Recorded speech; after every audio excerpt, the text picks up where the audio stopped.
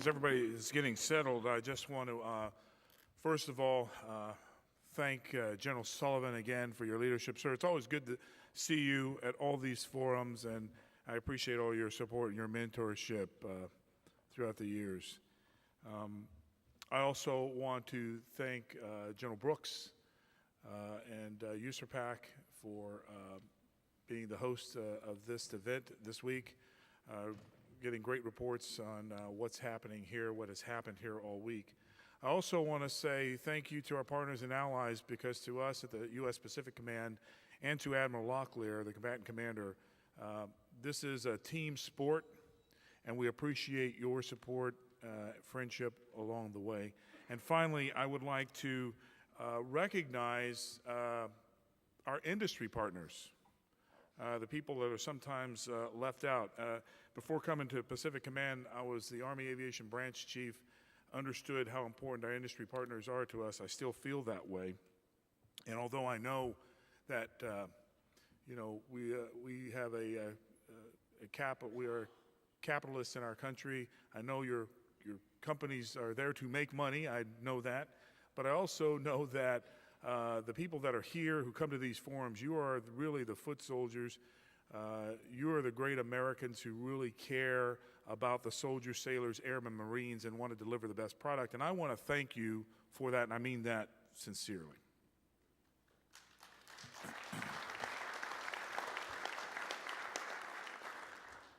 All right, look, there's two things my dad always taught me what not to do. Well, he taught me a lot, but two things I want to highlight today he told me not to do. Number one, he said, don't follow the President of the United States in a speech, because no one's really going to care about what you have to say after that. And the second thing is, don't be the last panel at AUSA. Fortunately, I've never followed the President, and this fell out the way it did. So, but look, here's what I want to do. I want you to think about this now. I'm not going to be up here long, believe it or not, talking. And I've talked to my panel members. Our comments are going to be very brief. I want to get to what you want to talk about and what you think. So right now, you're going to have about 2 minutes to think about what you want to discuss here today. Let me just kind of set the stage for you here. Here's what we're looking at. This is what the panel is about. You can read that.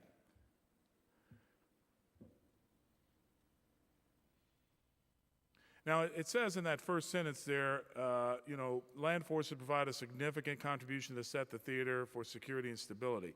So I think one of the first things I ought to do is say, well, what are the issues? I mean, why do we need to do that? So I'd like to just very briefly talk to you about the issues that we face in the United States Pacific Command, which will help lead us to maybe discussing some things about this question. So go to the slide, please. Hey, it's a big area. You know that.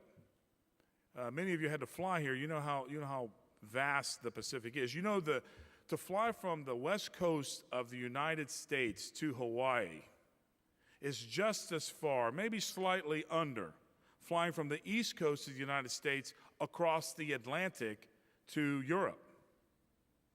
So you can fly across the whole Atlantic and be on another continent. But to fly here and land in Hawaii, you're just halfway. It is a big battle space. And there's a lot of blue there, right? That does create issues. Next, build. Here are some of the issues. Number one, that's, of course, the Taj Hotel. The India-Pakistan problem set. You say, well, you're in Pacific Command. Pakistan is Central Command. Why is that a problem for you, General? Well, here's the problem. United States Pacific Command is the only combatant command whose AOR borders all the other geographic combatant commands. And therefore, there are seams that could potentially be developed. And so a problem in another combatant AOR can soon be a problem for us here and vice versa. Next. Terrorism and counterterrorism is an issue here. It is all over the AOR, some areas smaller, some areas larger, but still can make an impact to the security of the area. Next. I don't think I have to introduce that slide. In fact, we're dealing with a potential provocation cycle right now. We have, as General Sullivan pointed out, that many people there in Washington and probably other places don't realize the significance of the things that are going on in the Asia-Pacific region that can really affect the U.S. and other countries. I always say it like this, General Sullivan, you can use this too. I say, you know, we out here in the Pacific, all the people that you see on the stage, and they represent the folks that do all the work. We're kind of like that movie, Men in Black. Remember that movie years ago, Men in Black? You know, there are aliens walking around, but people just didn't know it because of the Men in Black. We're the Men in Black, and green and white. Next. Here's another security issue, trafficking, whether it's drugs, whether it's human. There are all types of security issues that come about as a result of that. Next. Many people in this room, our partners and allies, understand this.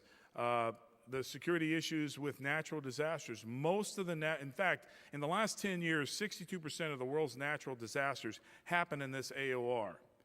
And of the 62%, 80% of those were catastrophic, where thousands and thousands of people lost their lives, and of course, lots of damage that cost millions and sometimes billions of dollars.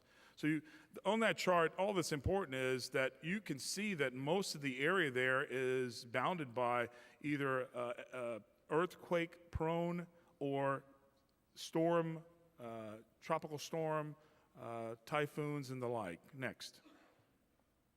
And then there's old Cyberman there, cybersecurity, the issues that we have to deal with. And this is one of those ones that eludes all of us. And hey, what if a person, a non-state actor, on a computer in country A in the Pacific, goes through a server in country B that knocks out the power grid in New England in the middle of winter? It can be a serious problem. Next, it is a serious problem. Then there's the excessive Chinese territorial claims. And that certainly can be provocative at times, and there is the potential for miscalculations and disrupting the security of the area. Next. What you see there on the slide are the range rings for what we know of Chinese missile weapons ranges. And if you can't see it very well, a lot of those ranges either touch many of our partners and allies or even U.S. territories. Next. So that was a quick way of saying there are a lot of things we can talk about today. As I lay out the security, the potential security issues, and I want you to think about that as we bookend this conversation today on what can land forces do to help maintain that security and prosperity in the AOR. Thank you very much.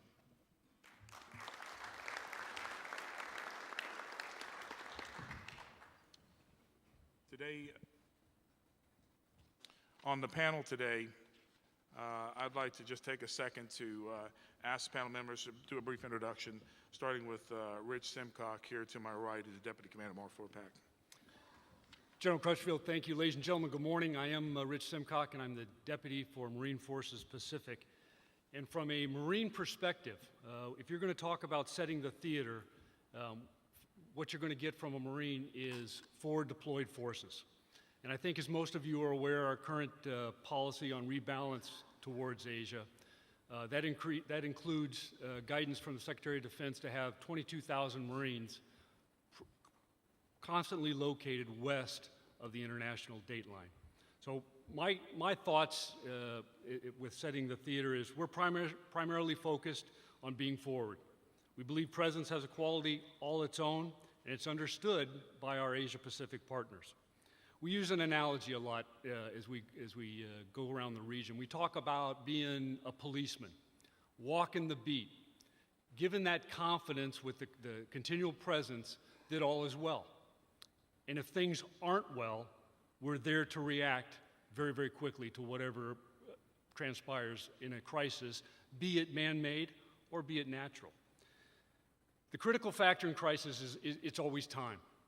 When something bad happens, it's not the time to start thinking about what to do next. You have to be there to react quickly. Be there with the right force, at the right time, in the right place. And that is what Marine Forces Pacific are focused on, and I think that's how we contribute to setting the theater for security and stability. So I'm going to stop there, and I look forward to your questions to follow on. Thank you. Thank you, Rich. Jim Hirai, who's the Deputy Director, APCSS. Well, good morning. As General Brooks said on Tuesday, appropriately describing what it means to set the theater, he talked about it in terms of being best prepared to transition to crisis through Agile Mission Command. So my points will focus on the human capital piece of that and the relationship building and individual capacity building. And these are not surgible, as you know, and these are not plug and play. Technology can help, but only up to a point. But however, in the grander scheme of things, I contend that these are relatively inexpensive with no research and development costs. But it takes a plan. And as a wise general once said and wrote about, hope is not a method. So you need to think about this a little bit and get some leader focus on this is my contention.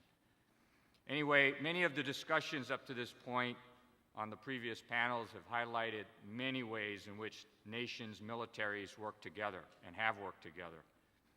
However, a question from the very first panel from Professor Jessica Ear in her comments about humanitarian assistance and disaster response challenged us with a question, and that is, are we ready? Are we ready to collectively operate? Do we find ourselves frequently starting at too low a level of understanding of the environment and each other, and lacking substantial context to learn more about the environment?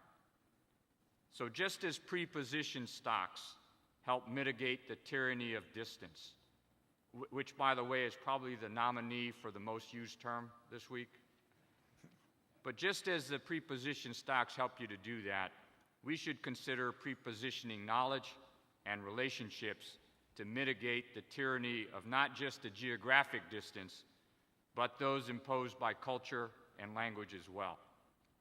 So these are in the form of offering some thoughts on developing key leaders, not limited to the traditional defense attachés, exchange officers, and students who attend each other's staff and war colleges, but also including most of you, the line commanders and staff officers of all disciplines. At APCSS, we're fortunate to host the U.S. Army's and Air Force and Navy's and National Defense University's war colleges international students in seminar. Clearly, these are, in fact, the best and brightest and are soon to be the leaders of their militaries. And I trust that the U.S. military takes as much care in sending the same caliber students to courses hosted by our regional partners, and that we never let an offer go unfilled. I also trust that the Army, War, Navy, Air, staff colleges, etc., alumni programs are in fact robust and persistent in a friendly way and tailored for the high level of networking with these international participants as a core, not ancillary audience. And ditto also for our individual efforts to remain connected to our international colleagues we meet through schooling, combined training exercises, and operations. It should be part of our after-action reports. We should be talking about our plans and commitment to stay in sustained connection with our international colleagues, and especially in our senior leader engagements in the region. When you visit, you should be visiting the alumni of the staff colleges and war colleges as part of your game plan. I recall a few years ago visiting MacDill Air Force Base, the home of U.S. Central Command and other commands, and seeing the many national flags in what was called the Coalition Village as part of the war-winning effort. Out here in the Asia-Pacific, have we conceived of the Asia-Pacific Coalition Village as part of our peace-winning efforts? And I know that PACOM, USARPAC, and you heard this morning that the First Corps at Fort Lewis have internationalized their staffs, and I think they're on the path to being more inclusive in how they organize their commands. I'm going to defer a comment about English language training for our partners and foreign language training for ourselves, and I do that in deference to Rick Burr. For those of you who don't know, our Australian colleague on USARPAC staff, Australian is not an Asia-Pacific language per se. But let me also point out an observation as I sat up here, and that is we got to do better. If I'm just talking to the guys right now, we got to do better on our Women, Peace, and Security National Action Plan. Women, Peace, and Security. By the way, the corollary is not men, war, and chaos. But we got to look at that National Action Plan, and we got to get some of the women sitting up front instead of in the middle and in the back of the auditorium. But let me close with a suggestion and a blatant advertisement. As you, military, industry, international partners, develop your Asia-Pacific Hands program, whatever that might be. Please consider existing opportunities to help you develop that, including the Asia-Pacific Center for Security Studies. Anyway, thank you very much. We look forward to the discussion. Well, aloha and kia ora from New Zealand. It's with distinct pleasure that I am on the panel today. I have had the good fortune to have attended a number of the AUSA conferences in Washington, D.C. when I was the military attaché up there.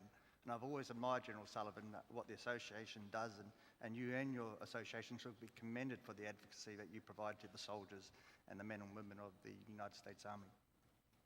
Well, I'll bring a slightly different perspective to this panel, in as much as I come from a very small nation of 4.4 million people.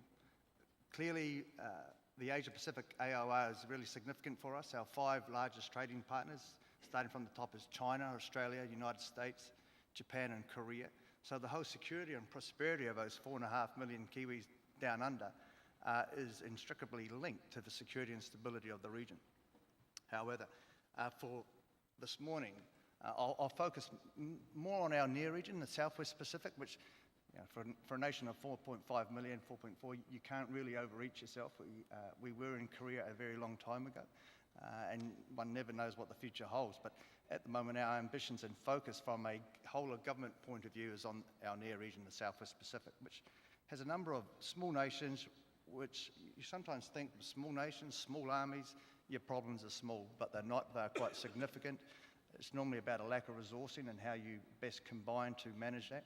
And I think the overarching theme I would leave you with would be regional problems need regional solutions. And I think the examples of how the Australians and New Zealanders and other Pacific Island communities have worked together to try and bring stability, security, and governance and health and safety and all those sorts of things to those small island states is an example of, I think, where we're getting things right and where we can go forward. New Zealand is linked to the Southwest Pacific. In fact, New Zealand's linked to Hawaii as well. From a Māori perspective, I'm part Māori. Our heritage, from a mythical point of view, comes from Hawaii. Polynesia extends from Hawaii to Rapa Nui to the east, all the way down to New Zealand. So those seafarers, for whatever reason, decided to come to the bottom of the world. I've noticed on some of the maps it's been obscured by cloud or words, but believe me, there is a country. I know there's a country down there. They did not know that at the time when they headed down there. But so we are linked. Our Māori population is about 16% and growing. Our Polynesian population is around 10%. And the largest growing demographic for us is our Asian population. So by the middle of this century, getting close to that, we will have almost a third to 2/3 of New Zealanders will have a close link to the region. So it behoves us to make sure that this region is safe and it is secured. And even though we are small, we play our part. The government policy reflects that, and you'll see a whole of government approach to the way we address issues in the Pacific.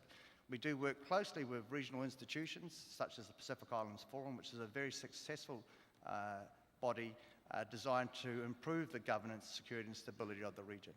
And some examples of where that has worked really well is perhaps the Regional Assistant Mission Solomon Islands, where like-minded the Prime Minister of the day of the Solomons was quite concerned, and rightly so, because the security situation had deteriorated markedly, that he approached the Australian Prime Minister in 2003 and asked for support.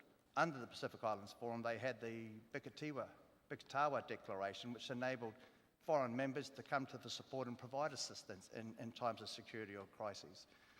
And the net result of that was that 15 nations provided governance in terms of civilians, military and policing support to shore up security and the governance of the Pacific Islands, of the Solomon Islands. And that was a successful mission to such an extent now that the military component of that has withdrawn over the last sort of 12 to 18 months. And what we're left with now is the police and whole of government, the other sort of Ministry of Foreign Affairs, those types of functions are still running. And for some of you may not have realised, but over the last weekend there was quite a significant cyclone and earthquake that hit the Solomon Islands. So again, Australia, supported by New Zealand and other Pacific Island nations, have come together, and we have a joint reconnaissance team of across government and military forces currently doing an assessment in Honiara and around Guadalcanal to determine the ongoing needs, because there's quite a large number of displaced personnel and quite a large amount of key infrastructure has been destroyed in the flooding and subsequent storms. So there is a lot going on there. We work collaboratively, and it's good to see that our colleagues from Papua New Guinea and Tonga and other small Pacific Island nations are present today as well. So it gives hope for the future that working collaboratively in dialogue like this, sir, and coming together shows some promise as to how we can overcome the problems. I will leave others to talk to the issues around North Asia, and that's significant because it is a significant theatre and setting the conditions. But if I just leave you with the fact that you can rest assured that the Southwest Pacific region of the AOR is in good hands, and nations are working collaboratively to good effect. And that should be appreciated by everyone in this room, because what that does mean, it means that the United States and other significant powers can focus on their efforts on other parts of the region. And I'll leave it with that and hand over to my next colleague. Thank you.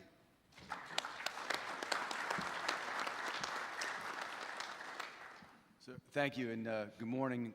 Brigadier General Brian McKiernan, Deputy Commanding General for Operations at the 8th U.S. Army in Korea. And panels all week have emphasized the importance of security and stability in the Indo-Asian Pacific region, and they've also highlighted Korea as a major flashpoint in the region. So what I'd like to do is take a few moments and just kind of give you a little orientation on some of the things specific and perhaps unique with respect to 8th Army as the land component of the Korean U.S. forces in Korea and their contributions to setting the theater. First off, many of these are obvious, but I also would like to hit a couple that maybe are not so obvious, but I think have pretty significant impacts over the long run with respect to setting the theater. So there's the obvious forward presence of a very robust force, about 20,000 strong in the 8th Army. Everything from military intelligence to theater C4I capability, AMD obviously a big one, ground combat forces with the 2nd Infantry Division, and importantly, sustainment. I think when you look at that robust presence, it sends a very visible and perhaps significant affirmation of our commitment to the region, and particularly to the defense of the Korean Peninsula. I'd like to highlight a couple of what I would call posture changes in terms of that force I just described that are probably not very well understood, or even folks are perhaps not aware of. And that is, first off, that the 8th Army is our only field army in the Army today, and as such is resourced to provide mission command over unified land operations at the operational level. It's moved beyond just being a theater component for a component for the Korean theater. And I think the other one that might have happened when nobody was noticing was the introduction of rotational forces to Korea. And so right now we have our first 2 rotational battalion-sized elements as part of 2nd Infantry Division, Armed Reconnaissance Squadron, and and a combined arms battalion that are right now on the peninsula and providing security and training alongside our Korean partners. There's the obvious traditional things that we do as a land force to help set the theater, things like pre-positioning of ammunition that's critical to the initial defense of the peninsula, and the pre-positioned stocks that you've heard others speak of for those follow-on forces that would be introduced to the theater. But a couple of things that are perhaps less obvious. We recently, the Commanding General for 8th Army recently signed a memorandum of agreement with the Chief of the Army Reserves that resources the 8th Army with an Army Reserve engagement team.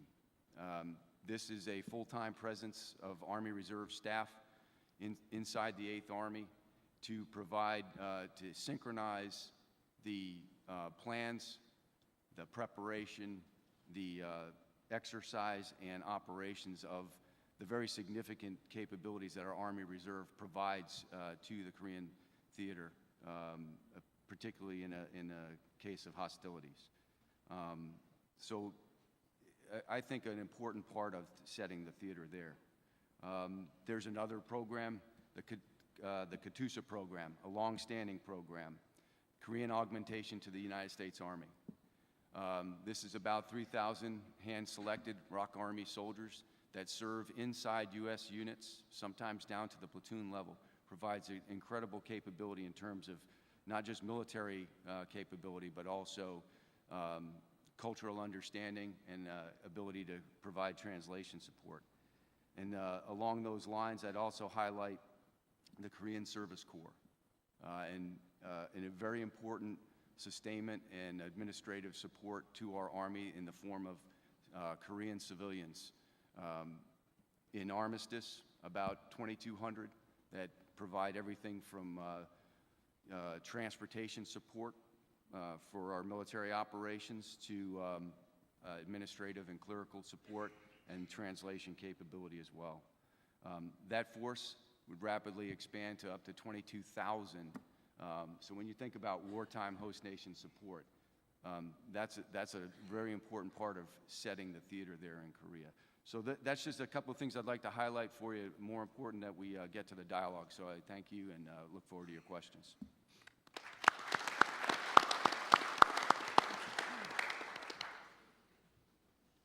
Mike, go ahead, Mike. Okay, thanks, Chief. Hua. There we go. I thought I'm not playing to the audience, but I am playing to the audience. Because I'm going to tell you, 32 years in the Marine Corps, big Army logistics has never let me down. Never let the Marine Corps down. You guys can bring some incredible capacity to the fight, and you do great things, and we have complementary capabilities. I'm the PACOM J5, been in the job about 5 months. It's the hardest job I've ever had in my life. It's a big AOR, as the Chief talked about, 36 different countries. What I did, and my comments are very brief, but I just want to talk kind of about the prep that I did for this. I looked at FM 3 TAC 9.3 and looked at the definition of set the theater. It's all about access, it's all about enablers, it's all about lift, it's about throughput and moving logistics and providing that support like the men to my left and right are doing. But the challenge is, if you look at this AOR, it's big, it's complex, and it's hard to get from point A to point B. When I was at Headquarters Marine Corps, my boss had a team and myself do a logistics IPB of the Pacific. Looked at all airfields, ports, commercial facilities, DLA nodes, bases, all the things that you could bring together to generate power. And the bad news is, or the good news is, there's a lot of capability out there. The bad news is, it's spread around 52% of the world's surface. But if you look at World War II and how we did it, with the anchorages at Majuro and the things that we did in Tinian, I mean, we, everybody at this head table, our grandfathers could do it, and we can do it. But I'd say there's 3 things that challenge me as the PACOM J5, besides my 125 GT that doesn't keep up with all the stuff that I'm supposed to do. First, I'm sorry, Jim, I'm going to use the word the tyranny of distance. When I was a young lieutenant, you went on a med float. When the ship went from Italy to France, it was an overnighter.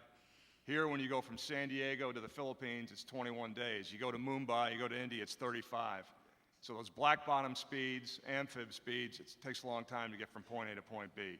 The second thing is what I call the conventional munitions dilemma. And the thing is, I'd say that Iraq and Afghanistan have got us in some bad habits. I mean, there's a lot of shooting going on, a lot of ammo, but nothing compared to what we've seen historically. If you read Houston's book, U.S. Army Logistics, Sinews of War, 1775 to 1953, he talks about in the Battle of Inhe in Korea, 33 Liberty ships worth of ammo fired by 8 Army artillery battalions in 2 weeks. Okay, 1 million rounds. And if we got to generate, and I know precision munitions and everything else, but I just think you go to a place like Korea, or you're in the middle of nowhere, you're going to need fires and a lot of it. The last thing is, and nobody likes to talk about it, but from World War II to today, at logistical nodes and logistics bases and even forces, we have had supremacy in the air and on the sea, and in some degree on the land. And the problem is going to be for the survivability and the resiliency of those nodes in the future. Because you take a schwack in Guam and some other locations, we're going to be in trouble. And we've got to harden those facilities, and that's easier said than done. So I look forward to your questions. Appreciate the support you provided in the past.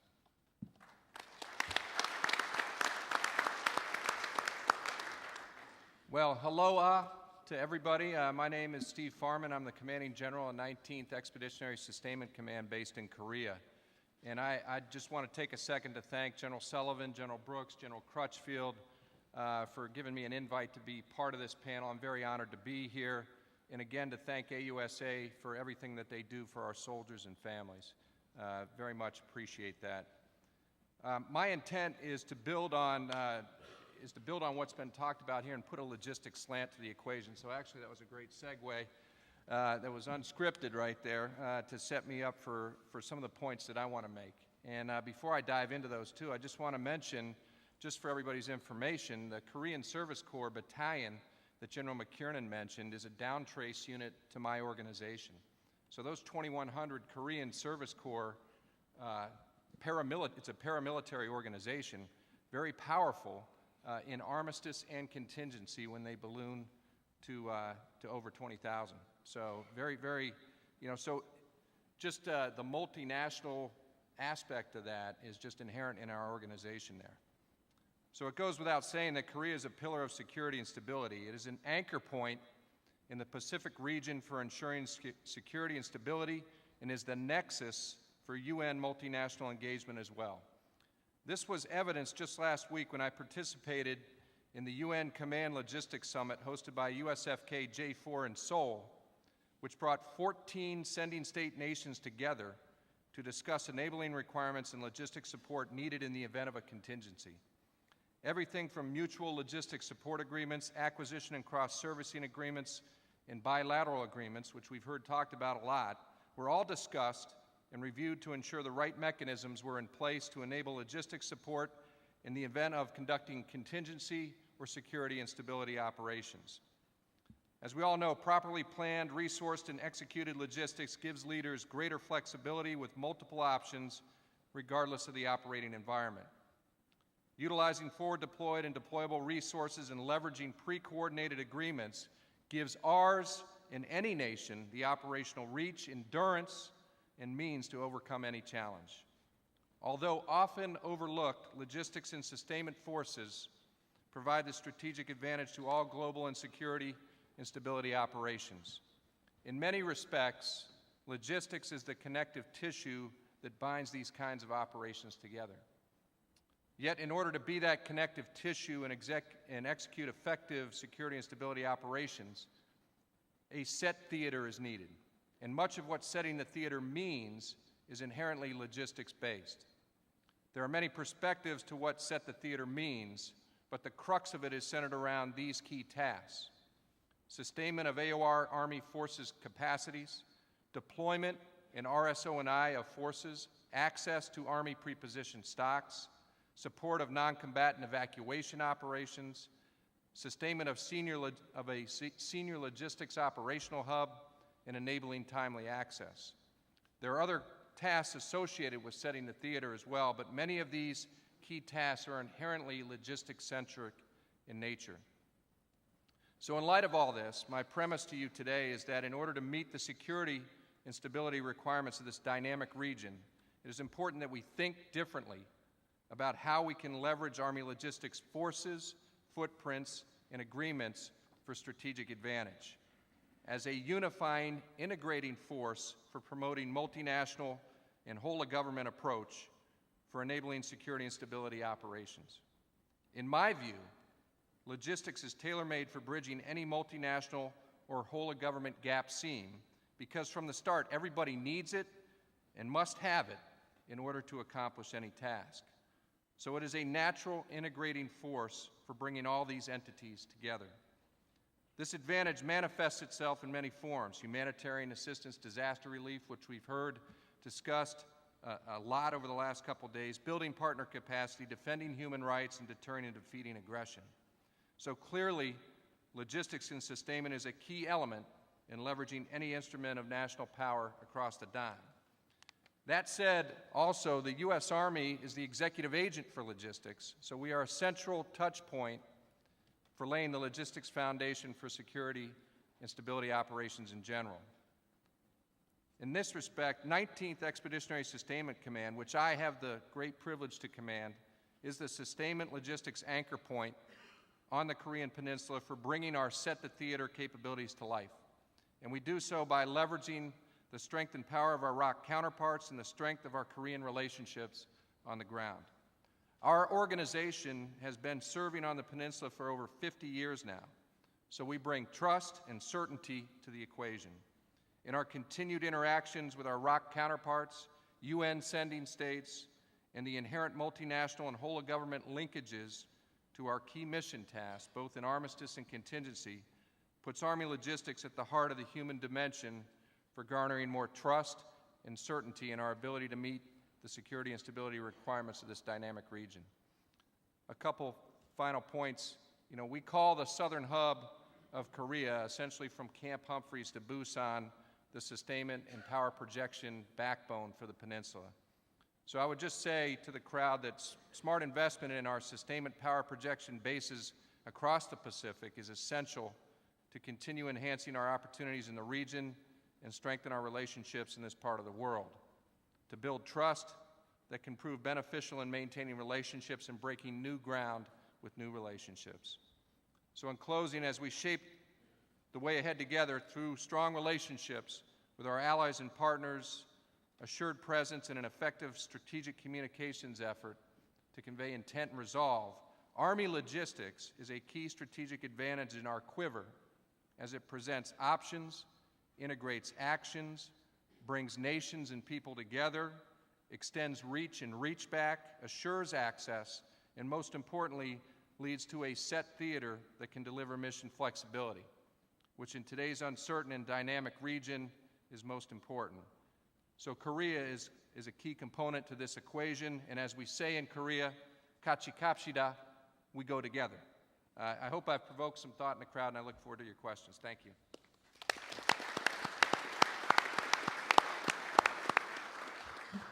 Good morning, everyone. I'm Gardner Howe, and I've got the great job of leading the special operations efforts here in the Pacific. And let me begin by first just expressing my appreciation to the association for including the special operations community. I think probably not unfamiliar to most in the room, upon reflecting on our experiences over the last decade, some of the accomplishments, but probably more importantly, some of the mistakes we've made, there's an absolute and explicit recognition of the need for a deliberate and explicit conversation amongst those elements operating in the land domain now, before crisis, in order to make sure that we've got the right ways of thinking about things, TTP, and the relationships before crisis or conflict. And so the Marine Corps, the Army, and the Special Operations community through the Strategic Land Power Initiative are beginning those very discussions, and it's great to see it reflected in the association. When SOCPAC looks at the challenges of the theater, we kind of frame it in terms of being prepared today for an uncertain tomorrow. Seeing that as our primary challenge, we also look at setting the theater as one of the key responses to addressing that challenge. How do we prepare today for an uncertain tomorrow? And the key components of our response will be familiar to most everyone in the room and similar to many of the items already teased out by my colleagues. Forward deployed forces, a trained and adaptable battle staff, flexible logistics infrastructure, resilient C4I system that can get up and go where you need it. But one I'd like to tease out a little bit in the opening comments is maybe the fifth component of that, and that is relationships.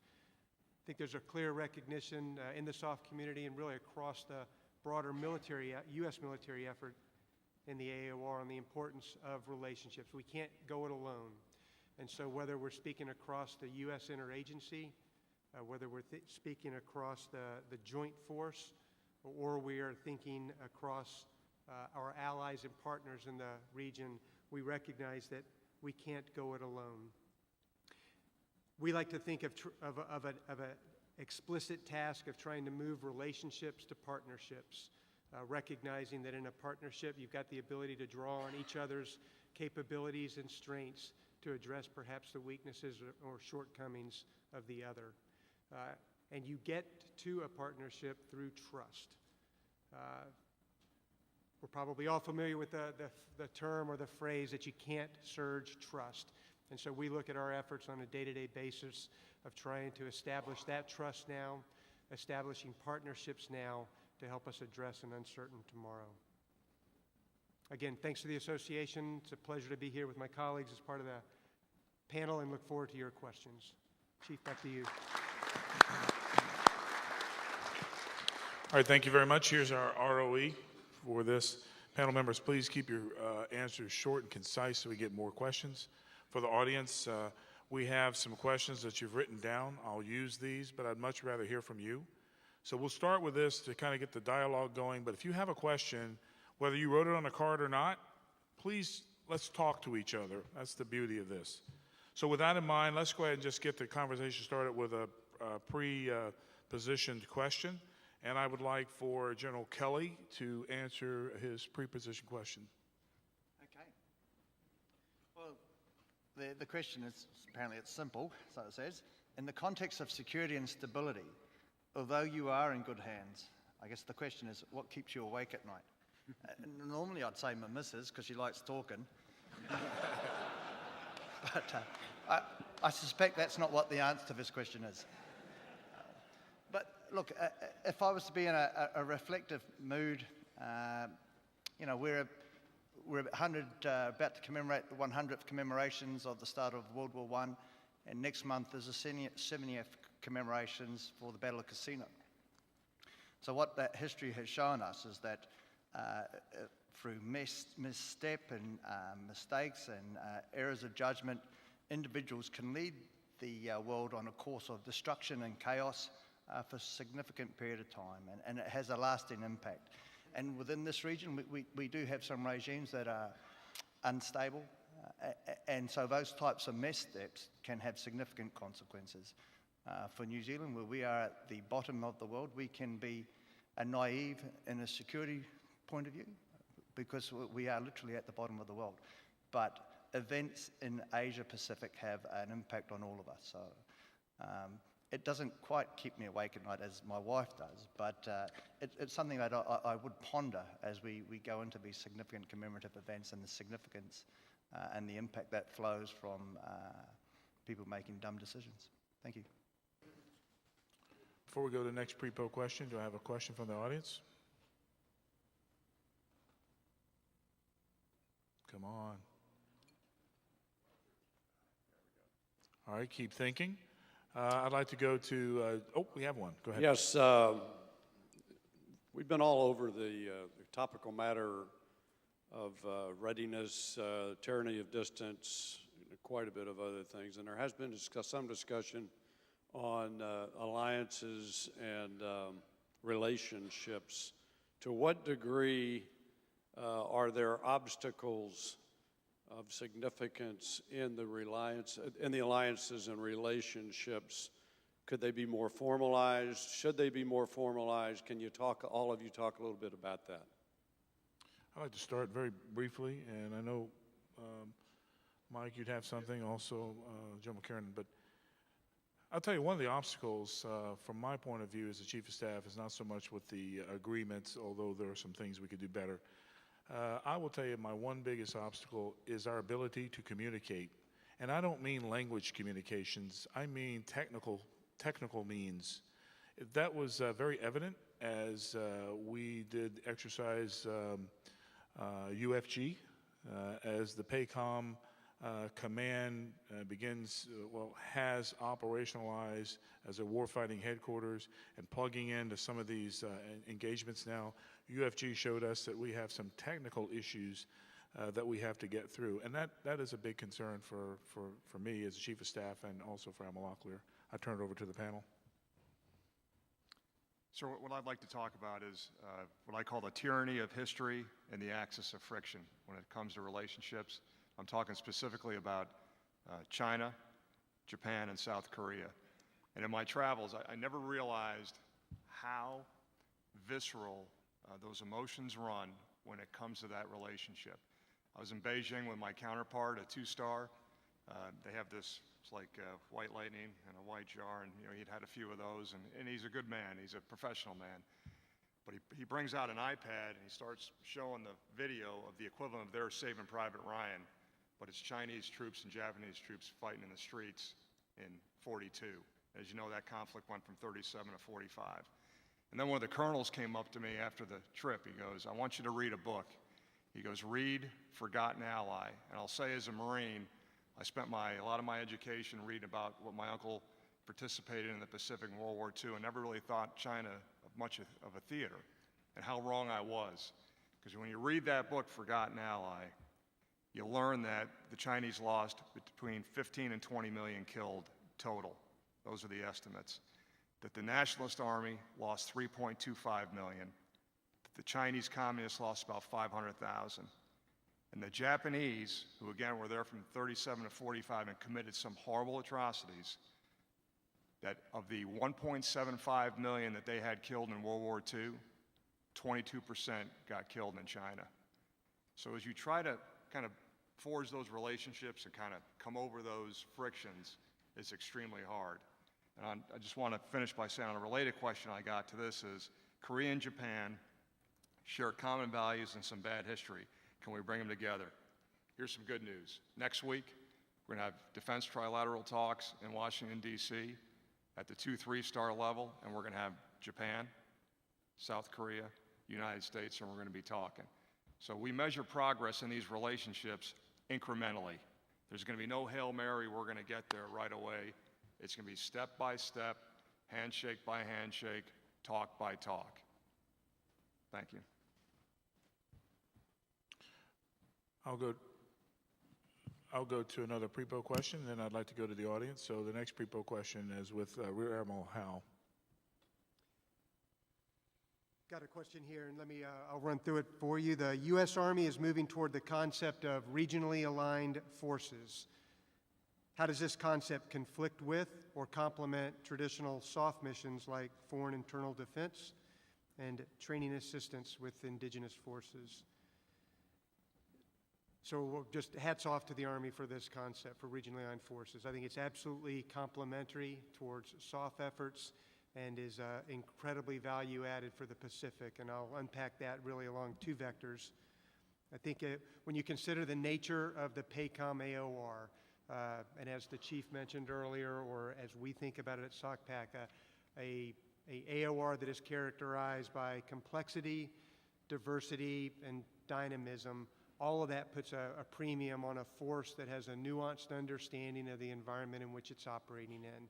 And so any effort to regionally align forces, and I would argue even sub-regionally align those forces so that they have a nuanced understanding of what's going on the ground, is going to improve our effectiveness and our readiness for crisis response and contingency.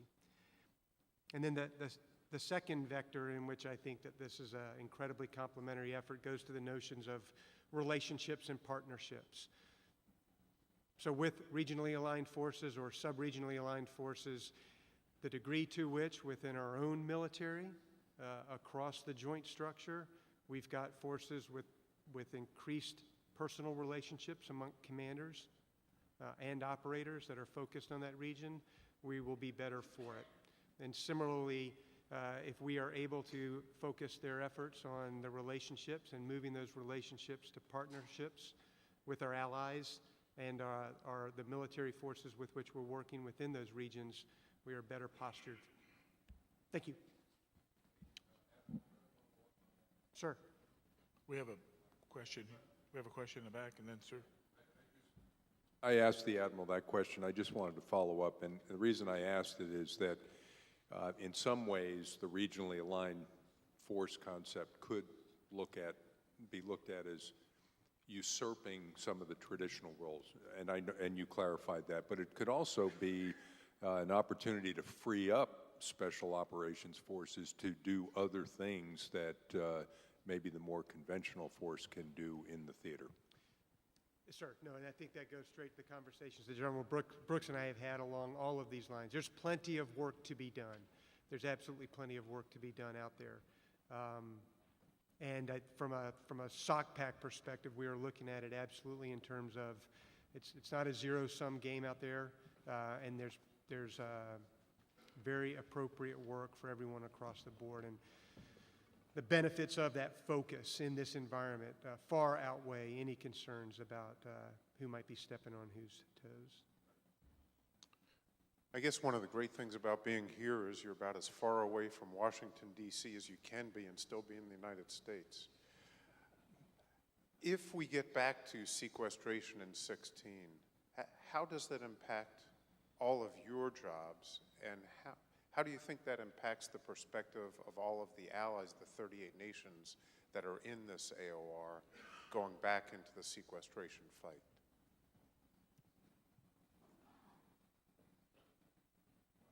Well, I have an answer, but I don't know if it's the answer you want to hear. Go ahead. I'll start. It's all right. I would just say that for engagement in the theater, at least from a J5 perspective, the most important part, and I know this is obvious, is that you have forces, and those forces can operate for a certain duration. You look at Pacific Pathways with the Army, you look at what the Marine Corps is doing in different places, steam-in days for the Navy. So when sequestration cuts into that budget, it's less lift to get the Army from point A to point B. It's less sail time to get Marines from point A to point B, and that impacts us. And the problem, at least with the 5 that we have, is you go out to regional allies and partners and folks that you're trying to cultivate a relationship with and say, hey, here's a mill-to-mill plan. Because we spend a lot of time sitting down with the country teams and countries, coming up with multiple engagements over a 1-year period. Indonesia, for instance, we're going to have over 300 events this year. Philippines, over 300 events. You know, the Marines and the Army are doing great things on that mill-to-mill level. But what happens is if you don't have the money, you're kind of over-promising and under-delivering. So that's the main impact. There's no doubt the sequestration has its impact, and the J5 just pointed out one aspect of it. But I'd like to frame it in a different way. When you look at sequestration on the United States and what we're going through in our country, you're looking at the problem from a bird's eye view. What you're not looking at is the priorities that will be established inside DOD as it pertains to different regions of the world. The rebalance to the Pacific is very real. And even though we had the sequestration, and even though PACOM did make some cuts, I would also point out that in the last 10 months, PACOM also received $8 billion for initiatives, for rebalance initiatives that we would not have had in any other way. So it's a very real thing. So I ask that you look at it that way. On the top surface, yes, there are cuts, but it's now causing us in DOD to focus those cuts in areas. And I would tell you that a lot of that focus is here in the Asia Pacific. And if I could also weigh in, you know, you talked about not being in Washington, D.C., being in Honolulu, and to a large degree, today it does not suck too bad to be in the Asia Pacific. However, you know, the sequestration thing is much more serious, and I think to sum it up in that vernacular, it will just suck less to be in the Asia Pacific. However, you know, thanks to General Crutchfield, General Dana, and Admiral Locklear, a small operation like ours is actually getting a plus up, which is unheard of. But when the Admiral designates a rebalance lever, and he puts the full force of his influence in, at least at the Pentagon level, then appropriate strategies can be enabled. Short of that, and my apologies to the green eye shade people, I feel like I should have one with these lights, but you know, salami slicing, fair share are not strategies. You know, those are defaults that don't serve anybody well. So if the rebalance is going to be a rebalance and not rhetoric, you know, I think to your point, the resources and priorities need to follow the strategy. Thank you. Pre-position question here for General Simcock, then we'll go back to the audience. Yeah, here's a bad thing about sitting next to the facilitator. He passes off the questions that he knows that no one wants to answer. And this one is a red-hot issue, and I'm looking right at General Brooks as I read this question. What is being done to clearly define roles and missions between the Army and Marine forces in setting the theater? And this is something I think, unfortunately, a lot of people are trying to generate a fight between the United States Army and the United States Marine Corps. Not a good path to take for the United States. And I'm going to answer the question, I'm going to address it from this perspective. If you look at what our country has been doing for the past 12 years in OIF and OEF, many times during that period, the question was, or statement was made, the nation doesn't need two armies. If you roll the clock forward to where we are right now, people will say the nation doesn't need two Marine Corps. I think there's validity in both of those statements, but if you look at the all-volunteer force, as one of our previous Secretary of Defense said, you go to war with the force that you have. You can't have the luxury of picking and choosing. So as you look at the Pacific region, the vastness, our Assistant Commandant of the Marine Corps said a couple of months ago, there's plenty of work throughout the region for all. So I think some of the things that we're doing in Pacific Command to deconflict and ensure, because the only way I think we could fail here is if we have duplication of effort. We have to be coordinating our actions daily. How do we do that? First off is our new command and control system that Admiral Locklear implemented from a functional standpoint. We have a land force component command. It's General Brooks. My boss, Lieutenant General Robling, is his deputy. I can't think of a better way to deconflict and coordinate all actions just by having that commander and my boss as his deputy working day to day to make sure that those actions are in fact deconflicted. I think that when you look across the region, the things we do, theater security cooperation, the myriad of exercises that we do, everything that we're doing throughout the region works on ensuring we're not duplicating effort. Which round peg goes to which round hole? And that is something I think that we're continuing to work. But I would just make my last comment about, you know, we talked a little bit about Pacific Pathway. That is not a bad thing. Just like at the time during OIF and OEF, the Marine Corps was committed as an extended land force. Maybe not the best mission for the Marine Corps, but it's what the nation needed during OIF and OEF. Pacific Pathway may not be the best fit to the United States Army, but it may be what is required for the United States right now throughout the Pacific region. So it is not a fight. It is working together to ensure Admiral Locklear's and U.S. goals and objectives and our interests are in fact accomplished. So, sir, thank you very much for that hot potato. I really enjoyed addressing that issue. Thank you. You're welcome, Marine. Hoorah. We'll take audience question. I'll pause here for an audience question before I go to pre-poll. Sir, you talked about the extended distances quite a bit. Could you explain your lift capabilities and your interface with TRANSCOM, airlift, sea lift, pre-PO? How does that play in the Pacific. Obviously, in an open environment like this, you can't get into too much detail, but if you could elaborate on your plans and Let me do this and see if, Steve, you have anything you want to say about that? Sure, sir. I'll answer that. I mean, of course, Army pre-position stocks are a huge part of our reach, and we have APS ashore in Korea, and we have APS afloat that supports a lot of the things that we need in terms of forces on the ground and then ammunition as well as sustainment backbone that comes with the APS. So that gives us, I think, you know, and all of this is getting reassessed, of course, but that gives us the kind of backbone that we need to build sustainment combat power early and quickly. With respect to lift, we've heard previous panels talk about lift, and you know, from airlift to sea lift, there's an immense amount of lift that we have with our commercial carriers and partners, as well as with Military Sea Lift Command and air. Now, one of the things we're doing now too is using Army watercraft systems in and across the Pacific that gets into the littorals and gives us a lot of flexibility. For example, right now, moving DMIL ammunition between Japan and Korea.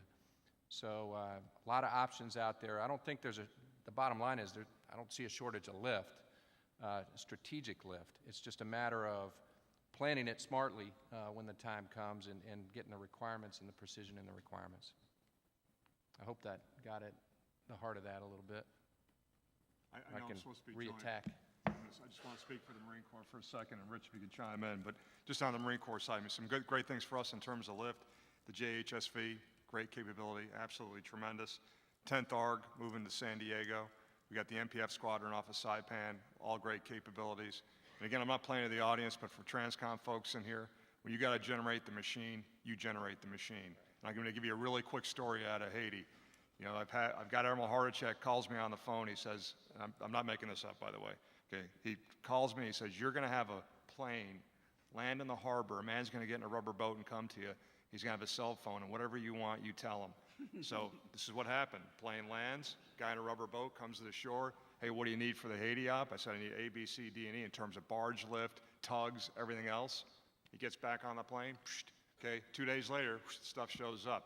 That's the United States of America right there. That's how we move stuff.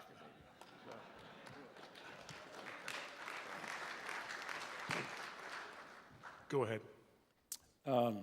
I'm Peter Crouch. I'm the Dean of Engineering here at UH. We have a booth next door. I have a son who is in the Army Reserves, spent a year in Kandahar last year. I also represent the Deans of Engineering throughout the whole of the US. Just came back from a conference with all the deans. So my question is, from a slightly different perspective than we've been talking about, how would your panelists think about help from this particular group of civilians, but many with interests in what your mission is and how we can help, especially in things like soft power, HADR. What comes to the top of your mind in terms of any support that we and our students and, of course, prospective military officers might be able to provide? Thanks. Let me start. The first thing is I need to get your card before I leave here because I want to connect you with my J9, who has an outreach program for things such as this with UH and other organizations. So that's the first thing. The second, I assume you're talking civil engineering. Would that be correct?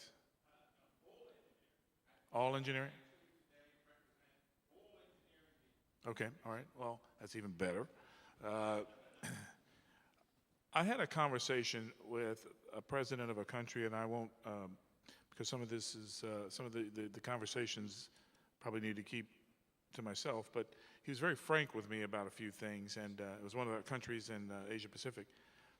And as I describe it, maybe you'll know which country this is, but basically they're facing a problem where the sea is rising, and in a short period of time, the country or many parts of that country won't exist anymore. And can you imagine any country, the United States, for example, just going away, just not existing anymore, and the problems that causes? And one of the things he brought up to me was he asked Admiral Locklear for help in any type of support, either mechanically or just thinking about the problem from an engineering perspective. That's an example of the types of things I think if we can connect using academia, using other parts of the government or non-government, I think that's something that we should connect and begin to talk about. So I'd like to hook you up or connect you with my J9 who handles this type thing. Can I Yeah, go ahead, please. Yeah, please. Well, thanks for that question and offering up your institutional colleagues. I would ask on one thing is continue to internationalize your schools, and I'm sure you're doing that, but do it two ways. Get your students out into the Asia-Pacific region to look at what's going on. And the other one is a little bit more practical. How about admitting more of our troops to your programs and hire some vets into your academic construct? Thank you.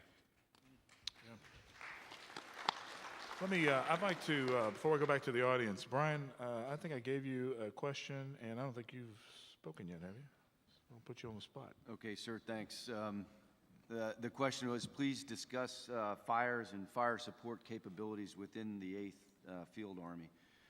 I'm happy to say, having been back and forth from, serving inside 2nd Infantry Division over the years, and then, coming back working at Combined Forces Command, and now at the 8th Army, that there's been some, I would say, growth in that capacity within the 8th Army headquarters itself. As I mentioned earlier, the Field Army is resourced to conduct mission command for operational, for unified land operations, and so therefore has a fires and effects directorate that isn't used as a bill payer to pay for, to fill spots on the combined forces staff as it has in the past.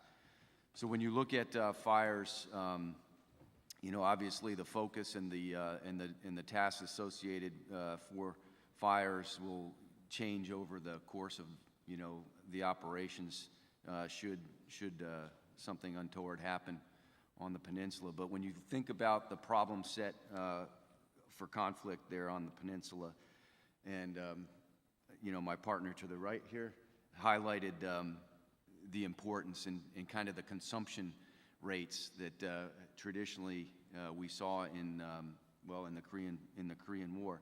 And sadly, I'm not sure you're going to be able to get away from that if a conflict came about on the Korean Peninsula. We were kind of a victim of the terrain and the fact that there's a very sizable land force. It's going to be a land-centric campaign, but it'll be joint and combined for sure. And I think fires in particular will be defined by joint and combined operations. So you've got this long-range artillery threat that can easily range into Seoul. That's very robust. I mean, North Korea has moved the preponderance of their long-range artillery to easy reach of Seoul. Obviously, a capability that would have to be quickly defeated if we went to hostilities, and that is a joint and combined fight. So our ability to affect that in the terms of the joint combined targeting cycle that's run on PEN and our connection to the joint combined targeting process and the development of the air tasking order, a very robust battlefield coordination detachment with our Air Forces there to synchronize a very complex fight.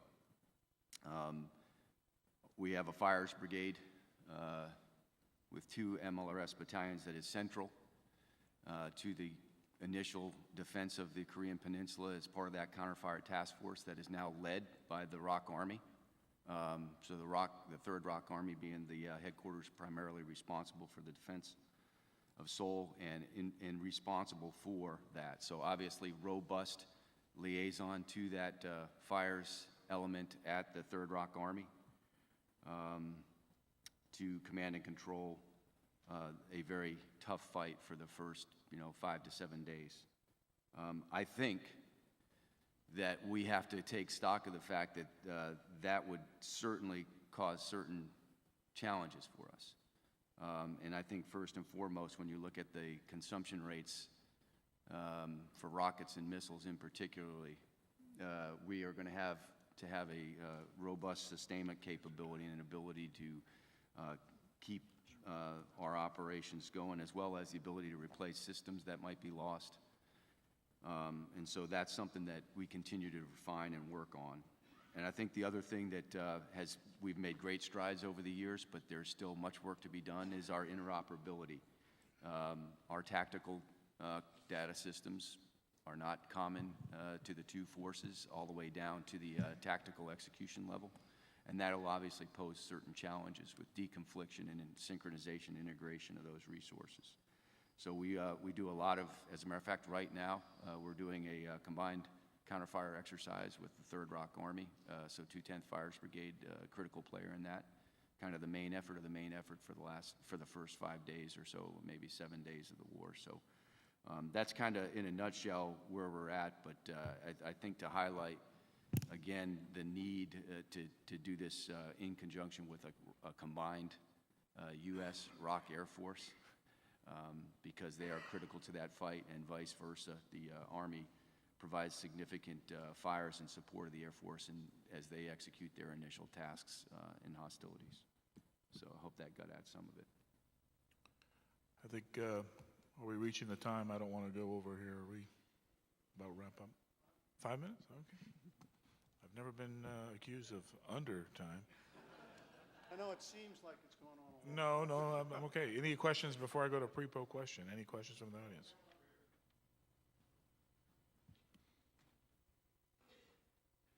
I'm Rick Stevens with the Army Corps of Engineers. As you know, an important aspect of setting the theater are the infrastructure requirements throughout this vast region. And I think this is a question perhaps for our allied partner and maybe even the J5. But as you know, we have very robust, multi-billion-dollar construction programs that are host nation funded in both the Republic of Korea and in Japan. And we also recognize that the impacts of sequestration potentially on the U.S.'s ability to fund future infrastructure requirements for setting the force are going to be limited. So the question is whether or not there is opportunity in the future to enter into additional international agreements, perhaps to use, as General Brooks likes to refer to, OPM dollars or other people's money to assist us in setting the theater. Thank you. I defer to my New Zealand ally for that question first. Yeah. Who can I defer to? Look, I think that there has to be some creative ways to solving some of these problems. And the comment that was raised before about engineering efforts, I'm certainly certain that the Solomon Islands is probably very keen in getting some engineering advice presently. New Zealand and Australia could rebuild a Bailey Bridge, but that's not an enduring solution. And so that industry probably has a real role to play. There may be some issues around funding, and there might be some creative mechanisms. In our region, the Asia Development Bank and the World Bank are big players in this area as well. So they may look favorably towards that sort of thing because it has a definite flow-on into security, stability, improving infrastructure, improving the lives of the people that will benefit from that. With regards to your question, come and see me at lunchtime. We can have a chat about that one. Hey, Rick, closer to home, I just had an opportunity yesterday to go. I chair, among many meetings, I chair our joint training exercise board, our joint exercise training board. And I'll tell you, it's not only other people's money from another organization outside of Pacific Command, it's how do we better utilize the funds that we have? How do we not duplicate things, in this case, exercises? And how do we take exercise. It's something that may be exercise funds in a real-world type event. Now, I don't want to get into Pacific Pathways discussion, but this is some of the things we're talking about. How do we better utilize the funds that we have? And I think you're going to see more of that in the future. We're going to have to. We're just not going to have the resources if we don't do that. But you're right. It's also using other monies from people that are not outside of DOD and outside of our services, of course. Chief, if I could, I'm not going to dodge the question, but I would just say that due to ongoing negotiations in several locations in the Pacific, money's a big issue, so I really can't get into detail on that. But what I will throw out is, to me, there's an optimal infrastructure footprint in the theater. There's great plans out there. It would be very good. It would be very robust and give us tons of flexibility. I would say, though, that in the plan side, what we're doing is we're looking at best case infrastructure and then kind of the middle and worst. My point to this is if you go throughout the entire AOR, there's 425 C-17 runways in the Pacific AOR, 210 C-5 capable. Just spent a week traveling around the Philippines, and I was there a lot in the 80s. Haven't been back there almost 15 years. You go to places like Cebu, Puerto Princesa. I mean, there's a lot of great capability out there. So, I mean, there's things we can still do. I mean, we want to invest that money. We want to get there. But I want you to know that as a planners at PACOM, we're looking at all those nodes and knowing, hey, this is kind of what we can do now. Love to get it higher. And we can show Congress, everybody say, if you put money in here, this is what's going to get for you. But still kind of working through that. Well, I want to, as we wrap up, I want to first of all, again, General Sullivan and General Brooks, thank you for your leadership, hosting this forum. Thank you personally for allowing me to be a part of it. I would like to thank my panel members also for taking your time. It was very informative, and most importantly, thank all of you for being interactive here, and we hope that we're able to answer your questions. Thank you.